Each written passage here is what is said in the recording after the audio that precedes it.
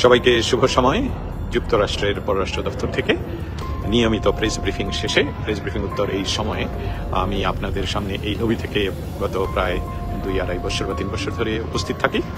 আপনারা যারা আমার কথা শোনার জন্য আগ্রহ করে অপেক্ষা করে থাকেন, আপনাদের সবাইকে শুভেচ্ছা, আপনাদের সকলকে অভিনন্দন। এবং আপনারা যেই প্রশ্নগুলোর উত্তর শুনতে চান, যে প্রশ্নগুলো আপনারা পাঠান বা যেই বিষয়গুলো নিয়ে আলাপ হয় এই প্রেস ব্রিফিংয়ে, সেই সকলের একটি সারমর্ম আমি তুলে ধরার চেষ্টা করি এখানে নিয়মিত।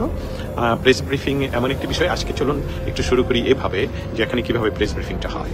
এই প্রেস ব্রিফিং মার্কিন যুক্তরাষ্ট্রের স্টেট ডিপার্টমেন্ট, আসলে এটা পররাষ্ট্র দপ্তর, ওনারা আমেরিকাতে এটাকে স্টেট ডিপার্টমেন্ট বলা হয়। আর এই স্টেট ডিপার্টমেন্টে যে ব্রিফিংগুলো হয়, যে পররাষ্ট্র মন্ত্রণালয়ের ব্রিফিং হয়, এটা আসলে যুক্তরাষ্ট্রের আভ্যন্তরীণ কোনো বিষয় নিয়ে এখানে প্রশ্ন করা হয় না এবং সুযোগ নেই। এখানে উপস্থিত যারা আমরা থাকি তারা পৃথিবীর প্রায় সকল দেশের সকল আন্তর্জাতিক গণমাধ্যমের, আপনি ইউ নেম ইট, আপনি যে কোনো ধরনের আন্তর্জাতিক গণমাধ্যম বলেন, প্রথম সারি তাদের সকল সাংবাদিকেরা এখানে উপস্থিত, সকল মিডিয়ার অন্ততপক্ষে একজন সাংবাদিক এখানে উপস্থিত থাকেন। এবং আন্তর্জাতিক পরিমণ্ডলে আমেরিকার বিভিন্ন পলিসি, ডিপ্লোমেসি, পলিটিক্স নিয়ে প্রশ্ন বানে জর্জরিত করা হয় প্রেস ব্রিফিংয়ে মুখপাত্রকে। এবং মুখপাত্র যে বিষয়টা সবসময় চেষ্টা করেন করার জন্যে, সেটা হলো যে উনি ডিপ্লোম্যাটিক্যালি উত্তর দেওয়ার চেষ্টা করেন। সেই ডিপ্লোম্যাটিকলি উত্তর দেওয়ার চেষ্টাটা হলো যাতে কোনো ক্রমে, কারণ ওনারা যে কথাটাই বলবেন সেই কথাটাই কিন্তু যুক্তরাষ্ট্রের রাষ্ট্রের কথা হিসাবে পৃথিবীর অন্যান্য দেশের এরা গ্রহণ করবে। তার ফলশ্রুতিতে যে কোনো বিষয় যেটা যুক্তরাষ্ট্র চায় সেটাই তাদের মুখ থেকে, আমাদের কাজই হলো তাদের মুখ থেকে সেই কথাটা বের করে আনার। রৌফ সরকার, রৌদা, অসংখ্য ধন্যবাদ আপনাকে। আমি তো এই প্রথম দেখলাম যে আপনি আমার লাইভ দেখছেন, অসংখ্য ধন্যবাদ। আপনি আমাকে ইনবক্স করেন, আপনার সাথে দেখাও হয়ে যেতে পারে আজকে, কি বলেন? আচ্ছা, এই হলাম, সরি একটু কফ হয়নি, কফটা চলে আসছে আর কি। আমার কাজ কি? আমার কাজ হলো বাংলাদেশ সহ আমাদের ইন্দো প্যাসিফিক জোন, যেটাকে আপনি বলতে পারেন যে যেটা বিমস্টেক, সেটা হলো বঙ্গোপসাগর কেন্দ্রিক, চতুর্দিকের বঙ্গোপসাগরের প্রায় চতুর্দিকের দেশগুলো নিয়ে বিমস্টেক। তারপরে ইন্দো প্যাসিফিক কি বলতে হবে যে এই যে ইন্ডিয়ান ওশান থেকে আরম্ভ করে প্যাসিফিক ওশান পর্যন্ত এই বিরাট অঞ্চলকে, পৃথিবীর একটা বিরাট অঞ্চলকে ইন্দো প্যাসিফিক অঞ্চল বলা হয়।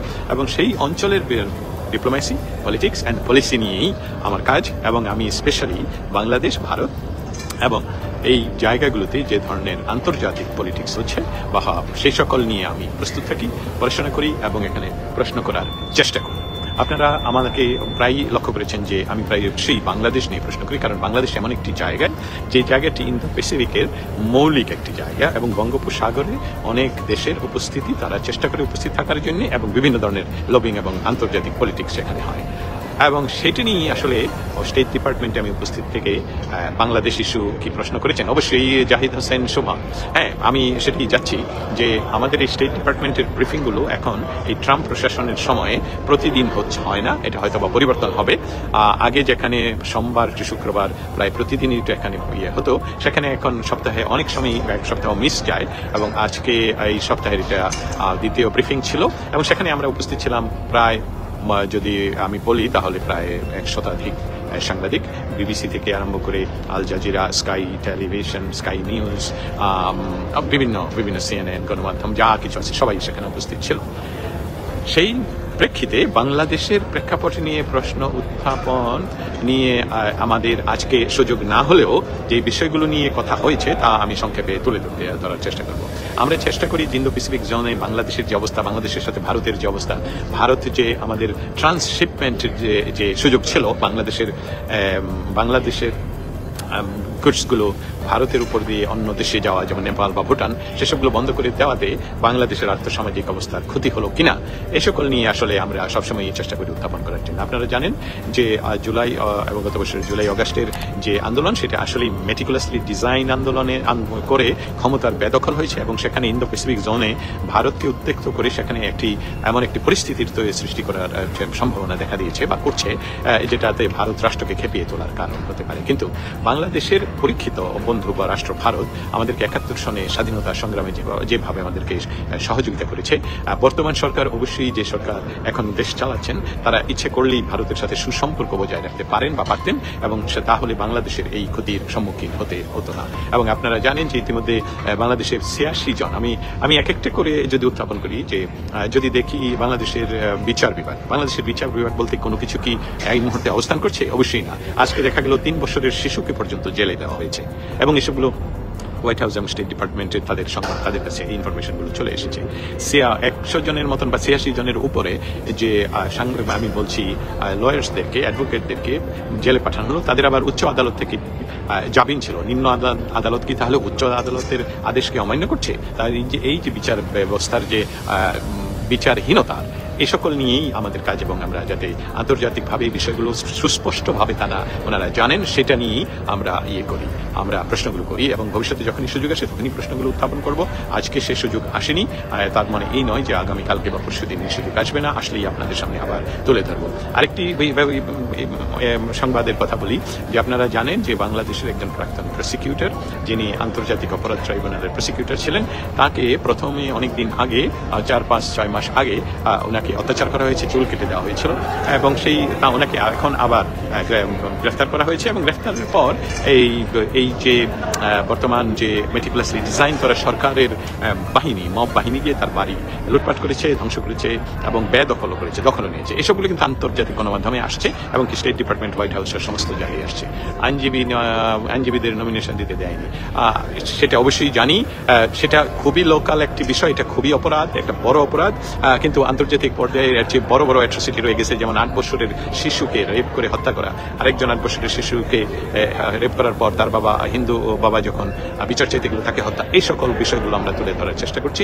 আমরা যে জিনিসটা চেষ্টা করছি সেখানে হলো, যেটা ইন্দো প্যাসিফিক জোনে যুক্তরাষ্ট্র যে বিষয়টা সুস্পষ্টভাবে চায়, সেটা হলো গণতন্ত্র, ইনক্লুসিভ গণতন্ত্র। আপনারা জানেন যে গত 2024 সনের জানুয়ারি মাসের নির্বাচনের পর আমি যখন যুক্তরাষ্ট্রের এই পররাষ্ট্র মন্ত্রণালয়ে জিজ্ঞেস করলাম যে আপনারা বাংলাদেশের নবনির্বাচিত সরকারকে কি অভিনন্দন জানিয়েছেন কিনা, ওনারা উত্তর দিয়েছিলেন যে আমরা বাংলাদেশের যে কোনো সরকারের সাথে, কারণ এটা আমাদের দ্বিপাক্ষিক সম্পর্ক, এবং সেই কাজে আমরা অবশ্যই তাদের সাথে কাজ করব।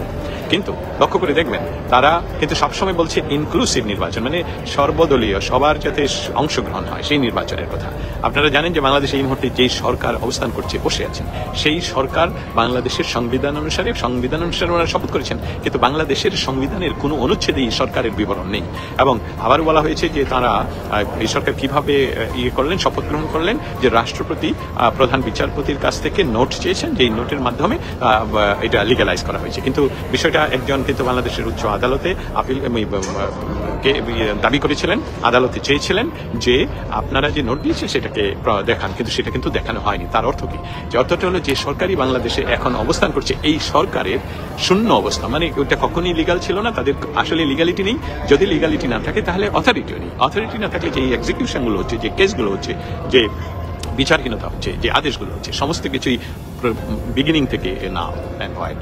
অতএব এইটা যে কোনো এই ভয়ই এই সরকার শুধু সময় কাটাচ্ছে বিভিন্ন কথা বলে আজকে এই কথা, এবং এখন একটা সুর তোলার চেষ্টা করছে যে মানুষ নাকি তাদেরকে 5 বছর আরো 5 বছর চায়। শুনুন, বাংলাদেশের মানুষকে খেপিয়ে তোলা যেরকম খুব সহজ কাজ, তেমন বাংলাদেশের মানুষ সবই বুঝে যে আপনারা যারা এখন ক্ষমতায় বসা, তাদের আসল লক্ষ্যটা কি। আপনাদের যদি লক্ষ্য হয় বাংলাদেশের ভালো করার, বাংলাদেশকে আপনাদের ভাষায় গণতন্ত্রের ইনক্লুসিভ অবস্থায় ফিরে যাওয়ার, সেখানে নির্বাচন দিয়ে আপনারাও দাঁড়িয়ে পড়ুন, এবং আপনারা নির্বাচিত হয়ে আসলে আমার কারো তো কোনো অসুবিধা নেই। কিন্তু 71কে ধ্বংস করে, আজকে 71-এর সমস্ত কিছু স্মৃতি 32 নম্বর ধ্বংস করে আপনারা বাংলাদেশে যে দুর্বিষহ একটা অবস্থা করে তুলেছেন, সেটা অবশ্যই বন্ধ করতে হবে। সমস্ত আমাদের প্রেসের যত মেম্বার, আমি বলছি সমস্ত সাংবাদিক, যাদেরকে বিনা বিচারে প্রায় 9 মাস বা 8 মাস ধরে আটক করে রেখেছেন এবং ফ্যাব্রিকেটেড হত্যা মামলায় আটক করে রেখেছেন। আপনারা জানেন যে বাংলাদেশের অনেক প্রথিতযশা লোকস্বজন এই মুহূর্তে জেলখানায় বন্দী, যারা প্রায় তাদের সকলেই বাংলাদেশের স্বাধীনতার সংগ্রামের সাথে, হয় তারা বীর মুক্তিযোদ্ধা, না হয় তারা মুক্তিযোদ্ধা পরিবারের সন্তান, তাদের সকলকেই জেলে আপনি পড়েছেন। এবং এই সকল বিষয় নিয়ে যুক্তরাষ্ট্রের কাছে সমস্ত বিষয় সবসময় তুলে ধরার আমার এই প্রচেষ্টা। আশা করি আপনাদের আপনারা আমার সাথে থাকবেন। আমরা যখনই কোনো কিছু বাংলাদেশে কোনো ধরনের প্রেস ফ্রিডম তো একদম একেবারেই নেই, যেটা বিচার বিভাগ সেখানে কোনো ক্রমেই একজন এমপি ওনাকে একজন প্রাক্তন এমপি ওনাকে বেল দেওয়ার পর সেখানে আবার এই সরকারের পোষ্য জঙ্গি গোষ্ঠী আবার আক্রমণ করে তাকে আবার পুলিশের হাতে তুলে দেয়। এইটা হলো এই দেশ তো আমরা স্বাধীনতার মৌলিক লক্ষ্য তো এই দেশ নয়, এবং এই দেশকে আমরা ফিরিয়ে আনার জন্য যে কাজগুলো করতে হবে সেটা আপনাদেরই করতে হবে। আপনাদেরকে সজাগ হতে হবে, আপনাদেরকে আবারও ঘুরে দাঁড়াতে হবে, এবং এই দেশটি আপনার আমার সকলের। এই দেশটি নিশ্চয়ই যে এখন যে জঙ্গি বাহিনী দেশ দখল করে আছে সেই তাদের নয়, এই দেশটি ৭১-এর, এই দেশটি আসলেই জয় বাংলার। তাহলে এই ছিল পরিবর্তন করতে চায়। হ্যাঁ, বাংলাদেশের নাম পরিবর্তন করতে চায়, বাংলাদেশের সংবিধান পরিবর্তন করতে চায়, বাংলাদেশকে জঙ্গিবাদ সৃষ্টি করতে চায়, এসবগুলো তো ৭১-এর পরাজিত শক্তিরা চেষ্টা করে যাচ্ছে। তবে আপনাদের আশার বাণী শোনাতে চাই যে এই বাংলাদেশ বাঙালির, এই বাংলাদেশ আপনাদের, এই বাংলাদেশ আপনার আমার, এই বাংলাদেশের অস্তিত্ব রক্ষায় দ্রুত ন্যায় বিচার প্রতিষ্ঠা পেতে আপনাদের আন্তরিক সহায়তা কামনা করছি। আমাদের আন্তরিক সহায়তার অর্থ হলো যে বিশ্বব্যাপী আপনাদের নিজেই প্রচার করতে হবে। আমাদের কাজ আমরা করে যাচ্ছি। আমরা বাংলাদেশে যখনই কোনো ধরনের অ্যাট্রোসিটি বা কোনো কিছু ঘটছে আমরা সেটা এখানে তুলে ধরছি। বাংলাদেশ কি এই মব বন্ধ হবে কিনা, মানুষ প্রতিনিধিতা থেকে বাংলাদেশের মব বন্ধ হবে কিনা সেই বিষয়টা ইউনূস সরকারের উপর প্রচন্ড চাপ হয়েছে পৃথিবীর প্রায় সকল দেশ থেকেই। আগামী 14 এবং 15 তারিখে যাচ্ছে আমেরিকান পররাষ্ট্র দপ্তরের উচ্চপদস্থ 2 জন বাংলাদেশে। তারা বাংলাদেশ সরকারের সাথে এবং ইন্দো প্যাসিফিক জোনে বাংলাদেশের অবস্থান নিয়ে তাদের সাথে দরবার করবেন, কথা বলবেন।